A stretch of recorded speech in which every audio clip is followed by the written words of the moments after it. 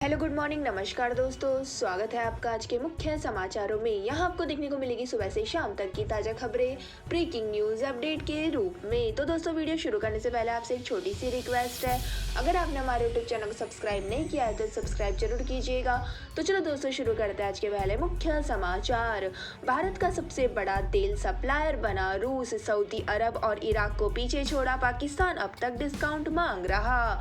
तो दोस्तों भारत को कच्चे तेल सप्लाई करने के मामले में रूस ने इराक और सऊदी अरब को पीछे छोड़ दिया है। वहीं दोस्तों एनर्जी कार्गो ट्रैकर वॉल्टेक्स की रिपोर्ट के मुताबिक रूस ने अक्टूबर में भारत को रोजाना 9,35,556 बैरल कच्चे तेल की सप्लाई की है। तो दोस्तों आपको बता दें कि यह बढ़त यूक्रेन युद्ध के कारण मॉस्को पर पश्चिमी देशों के प्रतिबंधों के बाद हुई है। और रिपोर्ट में आगे बताया गया है कि भारत को इराक 20.5% और सऊदी अरब को 16% यानी कुल 36.5% कच्चा तेल सप्लाई किया है। और भारत ने जहां रूस से सबसे ज्यादा तेल मंगवाया है, वहीं पाकिस्तान अब भी रूस से डिस्काउंट की मांग पर अटका हुआ है। इसी के साथ दोस्तों आपको बता दें कि यूएसए की प्रवक्ता ने बताया कि अमेरिका ने यूक्रेन युद्ध के बीच रूस से तेल खरीदने वाले देशों पर किसी भी प्रकार का प्रतिबंध नहीं लगाया था और उम्मीद है कि यह देश अपनी परिस्थितियों के आधार पर सही डिसीजन लेंगे। और यूक्रेन के खिलाफ युद्ध में रूसी राष्ट्रपति व्लादिमीर पुतिन की ताकत को कम करने के लिए हम भारत समेत यूरोपीय देशों के साथ बातचीत करते रहेंगे।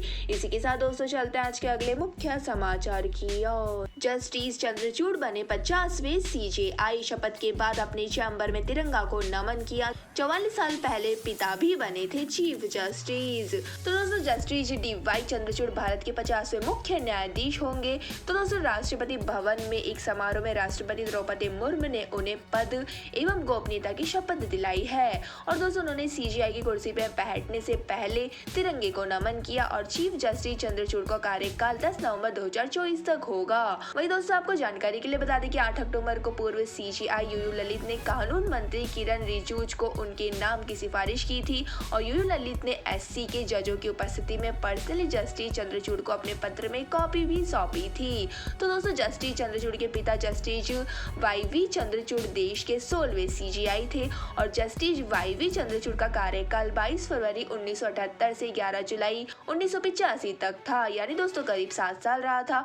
और उनके रिटायरमेंट के 37 साल बाद उनके बेटे जस्टिस DY चंद्रचूड़ उसी पद पर नियुक्त होंगे। तो दोस्तों जस्टिस DY चंद्रचूड़ पिता के 2 बड़े फैसलों को एससी में पलट भी चुके हैं और वे बेबाक फैसलों के लिए चर्चित है। इसी के साथ दोस्तों चलते हैं आज के अगले मुख्य समाचार की ओर। गडकरी ने की पूर्व प्रधानमंत्री मनमोहन सिंह की तारीफ, बोले वित्त मंत्री के तौर पर उनके आर्थिक सुधारों ने भारत को नई दिशा दी।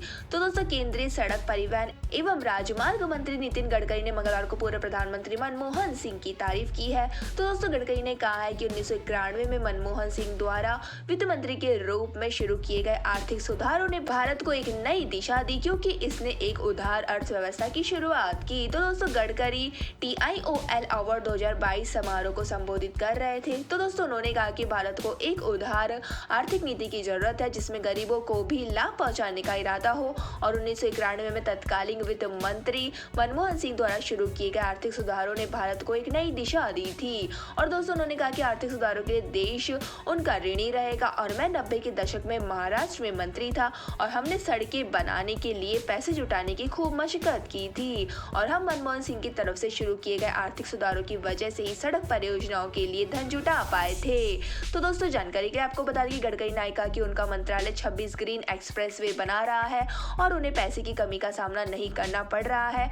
और उनके अनुसार 2024 तक NHAI का टोल राजस्व रुपए 1.40 लाख करोड़ हो जाएगा, जो वर्तमान में 40,000 करोड़ प्रति वर्ष है। इसी के साथ दोस्तों चलते हैं आज के अगले मुख्य समाचार की ओर। तूफानी तेजी के बाद आज लुढ़क गया सोना, चांदी भी पड़ गई फीकी। तो दोस्तों दिवाली के कुछ हफ्तों के बाद तक गिरावट देख रहा सोना अचानक उछल गया है, लेकिन दोस्तों आज इसमें फिर से गिरावट आई है। तो दोस्तों मंगलवार 8 नवंबर 2022 को सोना अंतर्राष्ट्रीय बाजार में एक महीने के सबसे ऊंचे स्तर पर पहुंच गया है।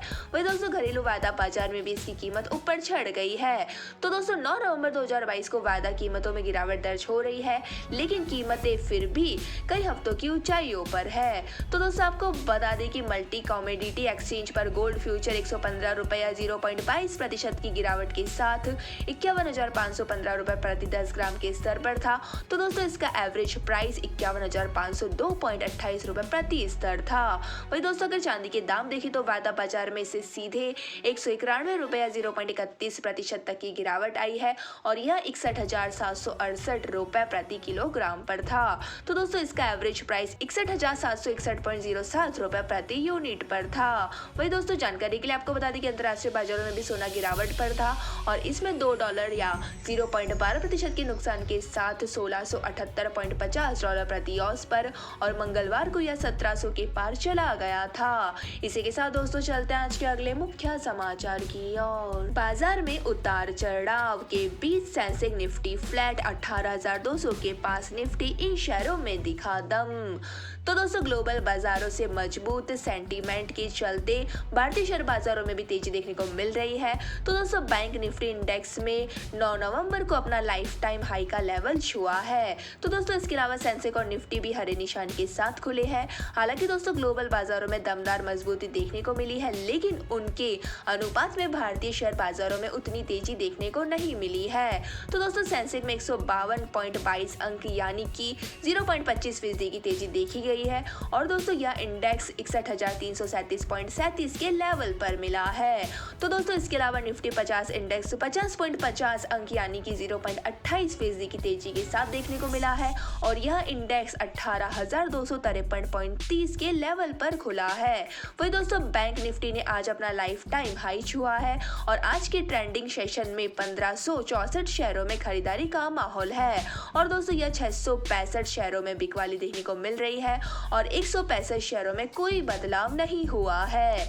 इसी के साथ दोस्तों चलते हैं आज के अगले मुख्य समाचार की ओर। 32 महीनों बाद कोरोना से एक भी मौत नहीं। अप्रैल 2020 के बाद बीते 24 घंटों में सबसे कम 625 नए मरीज मिले। तो दोस्तों देश में 30 मार्च 2020 के बाद पहली बार कोरोना से एक भी मौत दर्ज नहीं हुई है। तो दोस्तों केंद्रीय स्वास्थ्य मंत्रालय ने मंगलवार को बताया कि पिछले 24 घंटे में देश में कुल 625 नए कोरोना मरीज मिले और यह संख्या 9 अप्रैल 2020 के बाद यानी 31 महीनों में सबसे कम है।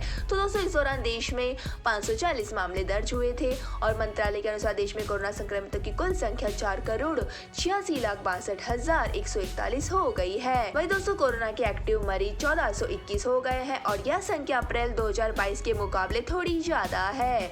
वही दोस्तों स्वास्थ्य मंत्रालय के अधिकारियों का मानना है कि अगले 2 से 3 हफ्तों में एक्टिव मरीजों की संख्या 5,000 से नीचे आ जाएगी। तब हम पूरी तरह से आश्वस्त हो सकते हैं कि देश में अब कोरोना मुक्त होने के बेहद करीब है। इसी के साथ दोस्तों चलते हैं आज के अगले मुख्य समाचार की ओर। छत्तीसगढ़ के कई शहरों में आईटी का छापा। कोयला कारोबारियों की यहां 50 गाड़ियों में पहुंची टीम। टैक्स चोरी के शक में जांच जारी। तो दोस्तों छत्तीसगढ़ में एक बार फिर इनकम टैक्स डिपार्टमेंट ने छापा मारा है। तो दोस्तों रायगढ़, कोरबा और रायपुर में कोयला कारोबार से जुड़े कारोबारियों के घर कार्रवाई की जा रही है और दोस्तों बताया जा रहा है कि एक दिन पहले ही 50 से ज्यादा अफसरों की टीम राजधानी पहुंची थी। तो दोस्तों रायगढ़ में एनआर ग्रुप के मालिक संजय अग्रवाल के ठिकानों पर जांच चल रही है और 50 से ज्यादा गाड़ियों में आईटी की टीम पहुंची है। वहीं दोस्तों शहर के गजानंद नगर में कोयला कारोबारी राकेश शर्मा के घर पर भी कार्रवाई की जा रही है और रायपुर में लॉ विस्टा सोसाइटी में रामगोपाल अग्रवाल सहित कई कोयला कारोबारियों के घर में आईटी टीम दस्तावेज खंगाल रही है। इसी के साथ दोस्तों जानकारी के लिए आपको बता दें कि आयकर विभाग ने सतीगुड़ी चौक में एनआर ग्रुप के अकाउंटेंट के घर में भी दबिश दी थी और दोस्तों आयकर की कार्रवाई सुबह 5 बजे से चल रही है। वही कारोबारी संजय अग्रवाल के घर और फैक्ट्री पर 1 दर्जन से ज्यादा आईटी के अफसर दस्तावेजों की जांच में जुटे हुए हैं।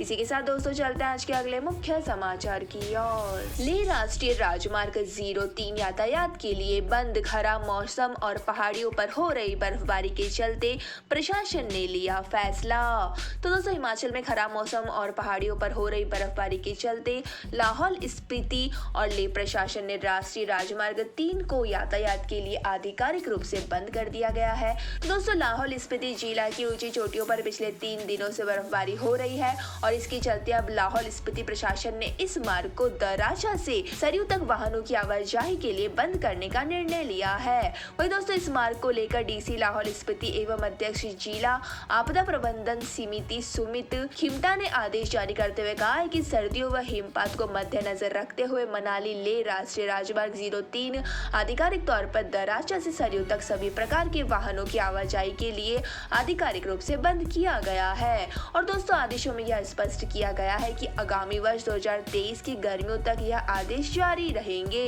वही दोस्तों, उन्होंने यह आदेश आपदा प्रबंधन अधिनियम 2005 की धारा 51 के प्रावधानों के तहत जनहित में जारी किया है। इसी के साथ दोस्तों, चलते हैं आज के अगले मुख्य समाचार की ओर। नेपाल में देर रात 6.3 तीव्रता का भूकंप, 6 की मौत, दिल्ली यूपी समेत 5 राज्यों में झटके। तो दोस्तों, पड़ोसी देश नेपाल में मंगलवार देर रात 3.6 तीव्रता का भूकंप आया है। तो दोस्तों, झटके भारत से दिल्ली यूपी समेत उत्तर भारत के 5 राज्यों में भी महसूस किए गए हैं। और दोस्तों, लोग दहशत से घरों से बाहर निकल आए। वही दोस्तों, आपको बता दें कि नेशनल सेंटर फॉर सिस्मोलॉजी के अनुसार नेपाल में भूकंप 9 नवंबर रात 1:57 पर आया था। तो दोस्तों, एपी सेंटर नेपाल के मणिपुर में जमीन से 10 किलोमीटर नीचे था। तो दोस्तों, यहाँ दोती जिले में घर गिरने से 6 लोगों की जान चली गई है। वही दोस्तों, पीएम शेर बहादुर देउबा ने दुख जाहिर किया है। वही दोस्तों, सेना तलाशी और बचाव अभियान से जुट गई है। इसी के साथ दोस्तों, आपको बता दें कि नेपाल में भूकंप के बाद दिल्ली और एनसीआर में भी भूकंप के झटके महसूस किए गए और लोग दहशत से घरों में बाहर निकल आए। वही दोस्तों, सीतामढ़ी के नेपाल में सटे मेजरगंज, सोनबरसा, सुरसंड, परिहार, कनौली, बेला समेत कई जगहों पर भूकंप के झटके महसूस किए गए हैं। वही दोस्तों, 8 नवंबर की रात 8:52 पर लखनऊ समेत कई जिलों में झटके महसूस किए गए।